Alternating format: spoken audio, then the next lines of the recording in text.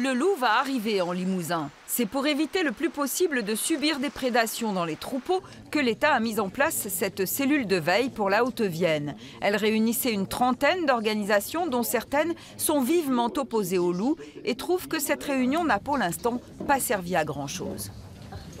On nous propose des solutions de financement, des concertations. Alors bien sûr, on va faire des études de vulnérabilité. C'est la première démarche à faire. Mais au final, on sait que c'est vraiment pour finalement encore dépenser de l'argent pour rien. La question est brûlante et cette association intersyndicats paysans remontée. L'objectif non avoué de l'État était aussi de déminer préventivement, mais surtout de proposer des mesures. Exemple.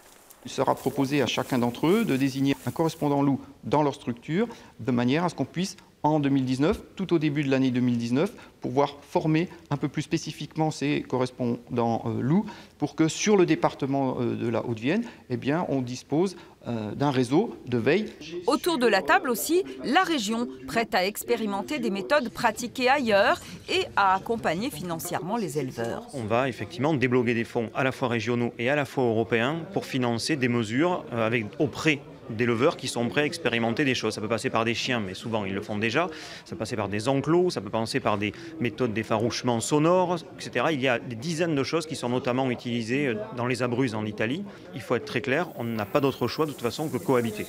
En attendant la mise en place de ces mesures, chacun reste sur sa position, mais au moins l'État a pris les devants et joué les conciliateurs.